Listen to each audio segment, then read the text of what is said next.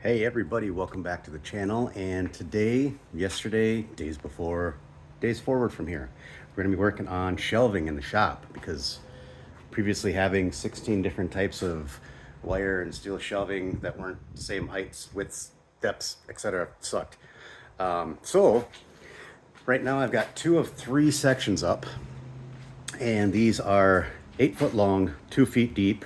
I've got, 18 inches between, 18 inches of open space between each shelf. So it fits my bins nicely. And, you've got space for transmissions, engine blocks, whatever down there on the floor. And yeah, they're pretty stout, so I can hang on these. I'm 215-ish pounds. I can hang on these, no problem. So I'll just show you what I did here. To make things really easy, all I did is I took sheets of OSB. These are 1/2 inch OSB. Just ripped them down the middle to make them 2 foot by 8 foot. Okay. I bought all 8 foot 2x4s, 8 foot 2x6s. So the only cutting I had to do was ripping down the OSB and then cutting down these end pieces and center braces. So make yourself a little jig on your chop saw or whatever and whack away, and it makes quick work of that. But yeah, so basically 2x4 frame, okay?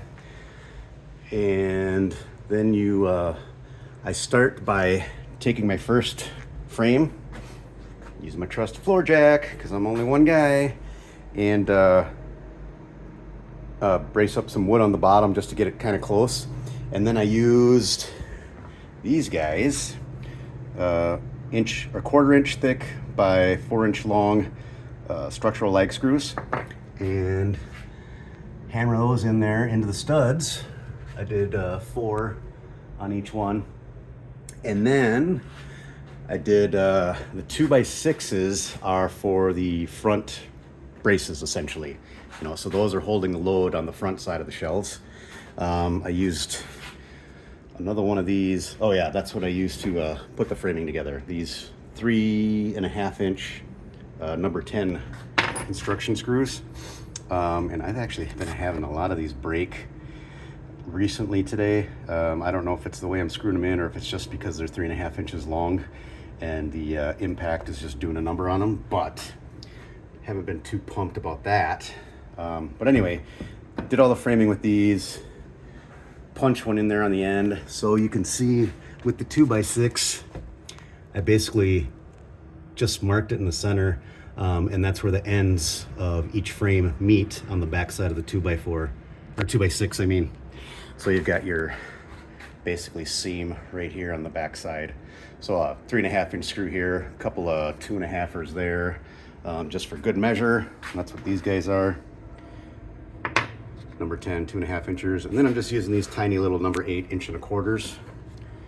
Just like throw 5 of them in here, 1 in the middle, 2 on each end, and that keeps this guy from flopping around and going anywhere. So yeah, that's basically the gist of it. Honestly, what takes the longest time is just putting the frames together, because this is Menards wood, so it's twisted AF, and it doesn't like to go together square or in the same direction, and it fights you every step of the way. But here we are, 2 of 3 sections done, 1 more section to go. Once that is done, I am likely going to do 1 or 2 more sections over here somewhere or over on that wall. And that way I'm going to have a crap ton of storage.